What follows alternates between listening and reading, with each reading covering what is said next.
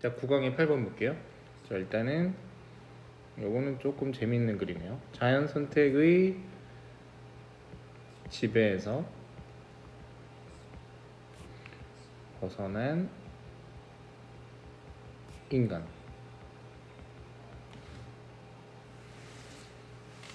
뭐 여기까지만 보면은 크게 어렵지는 않은 주제인 것 같긴 한데 지금 중간중간에 조금 어려운 부분이 있어서 선생님의 도움이 좀 필요할 것 같아. 자, 쭉 볼게요. There is an increasing evidence. 늘어나는 증거들이 있다. 바로 어떤 증거냐면 더 이상 우리가 지배되지 않고 있다라는 자연 선택설에, 여기서 이제 우리가 자연 선택설이라는 거에 대해서 조금 더 고찰을 해야 될 것 같은데, 자연 선택이라는 것은 결국은 우세종들이 도태되지 않고 지금까지 남아 있는 거죠. 그죠? 그러면 계속 볼게요. 이 기술이라는 것은 바로 할 수도 있고 또 하기도 하고 있죠. 취하기도 있죠. 네, 생물학적인 장소를 취할 수도 있고요. 그리고 우리를 또 새로운 생명의 존재로 이끌고 가고 있죠. 특히 이제 생물학이라는 것이. 근데 one not primarily, 어떤 존재라고 다시 한번 인간을 규명하면서 이제는 원천적으로 그 찰스 다윈이 쓴 진화론의 과정에서 이끌려지지, 통치되지 않는, 카본이 이제 지배되지 않는 이런 거죠. 우리가 결국은 생명 연장을 할 수 있잖아, 우리의 기술을 통해서.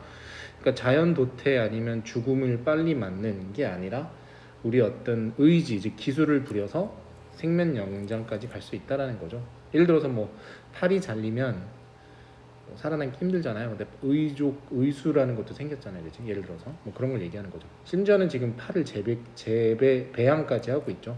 눈도 그렇고. 자, 그러면 그러한 어떤 암시, implications, 함축, 함의라고 보통 하는데, 이런 의미, 즉 being the first entity, 어떤 첫 번째 객체, 우리 지구상에서의 최초의 객체, 자연 선택설을 벗어난, 됐죠? 최초의 객체라는 어떤 의미는 굉장히 이먼스하다, 엄청난 효과가 있다, 이런 뜻이 되겠죠. 그래서 이게 주어니까 동사 잘 썼죠. 또한 우리는 절대로 총체적으로 이제는 자연적인 생명체들이 아니라는 거죠. 뭐 이거는 지금 기술이 우리한테 들어가 있어서라는 아까 첫 번째 얘기했던 의미일 수도 있고, 아니면 동물과 다른, 즉 자연을 우리가 이렇게 통제하거나 이용하고 있잖아요. 유일한, 그죠? 지구상에서 뭐 그런 의미로도 볼 수 있고, 그러면서 이제 살고 있다라는 걸로 볼 수 있겠죠. 그러니까 자연과 동화되지 않은 삶을 살고 있잖아요. 자, 그래서 우리는 진화해 오고 있었는데 뭐가 되는 것으로, 즉 엄청나게 늘어나게 인위적인, 인공적인 것이 되는 것으로 진화하고 있었다. 됐죠? 어렵지 않죠? even if, 비록 우리가 그것을 꼭 필연적으로 should want it, 원할지라도 기술로부터의 이제 탈출은, 그러니까 기술로부터의 탈출을 우리가 원할지라도 이렇게 하면 될 것 같아요. 더 이상 노가 있으니까 가능하지는 않은 것 같다. 그리고 여기가 좀 어려웠는데요. 사실상 이제 대을 보면 되겠죠. 기술이라는 것이 우리를 오히려 탈출했을런지도 모른다, 이렇게 해석하면 되거든요. 기술이 왜 우리를 탈출하지? 이런 생각을 했는데, 지금 여기 선생님이 밑에 그림을 살짝 그렸잖아. 그래서 기술이 이제 우리 인간과 뗄래야 뗄 수 없는 어떤 필연적인 관계를 맺고 있잖아요. 그래서 이제 여기 인간계라고 썼는데 웹툰 같은데 약간. 그래서 기술이 우리를 벗어날 수 있을지언정 이렇게 얘기했잖아, 그지? 그게 조금 이해가 안 됐거든. 여기 보니까 땡땡을 잘 봤어야 됐었어. 그리고 이 단어 알죠? 관성이란 단어가 이제 그 키워드가 된 거지. 요거 관성.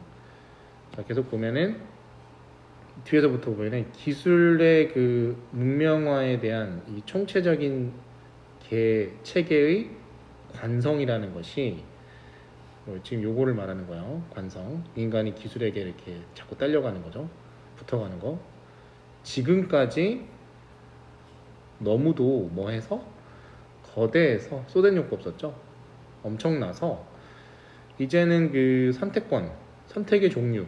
여기 이제 답이 레프트가 됐겠죠. 동사 PP를 썼겠죠. 우리가 만들어야 할 남겨진 선택권 이렇게 해석되는 거죠. 레프트. 미래에 필연적으로는 굉장히 미비하다라는 거죠. 즉 고를 게 없다라는 거죠. 우리는 기술을 따라갈 수밖에 없는 존재라는 거죠. 그러니까 지금 이 표현이 맞는 거죠. 기술이 오히려 우리를 앞서갔는데 우리는 또 거기에 딸려가고 있다. 즉 기술이 우리를 벗어날 수도 있었을 텐데 벗어났을 수도 있다. 근데 우리는 계속 딸려가고 있다. 이런 식으로 해석을 해봤습니다. 이해되셨죠? 그 부분. 다음에 이게 탑승. 우리가 현재 탑승하고 있는 것은 maybe 유지가 가능하지 않을 수도 있고 지금 우리가 부리는 기술들 있죠. 미래에 없어질 수도 있잖아요. 혹은 it may not 하니까 요거를 계속 인용해서 유지 가능하지 않지 않을 수도 있다. 즉 유지할 수도 있겠다. 이중부정 썼죠. 그 부분도 중요하고 하지만 많은 이유들이 분명히 있는데 믿어야 하는 데비아를 즉 우리가 불가능하다라는 것을 믿어야 하는 즉 벗어나기에는 그 탑승에서 내리기에는 ride란 단어를 앞에 썼으니까 getting up를 썼죠 뒤에. 이해되셨죠?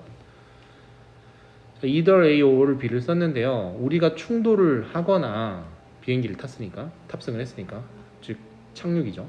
충돌을 하거나 또는 or 우리가 계속적으로 어떤 우리의 어떤 인위적인 상승을 갖게 될 것인데 there is no soft landing 분명한 것은 부드러운 착륙은 없을 거라는 거죠. 어디로에? 훨씬 더 조용한 그리고 훨씬 더 균형 잡힌 세상으로의 부드러운 착륙은 없다라는 거죠. 또 회의적인 얘기를 하고 있죠.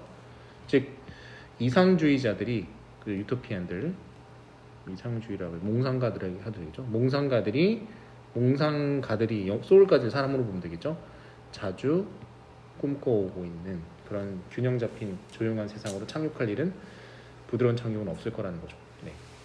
그러니까 우리가 지금 갖고 있는 기술을 가지고 계속 진보 향상해서 진화론을 벗어나서 살아가는 유일한 종이긴 한데 역효과에 대한 얘기를 하는 것 같아요. 그 기술을 통해서 뭔가 유토피아적인 세상으로 갈 것 같지만 그리고 피할 수도 없고 분명히 이쪽으로 가곤 있지만 이게 진짜 그런 세상일까? 이게 올바른 건가?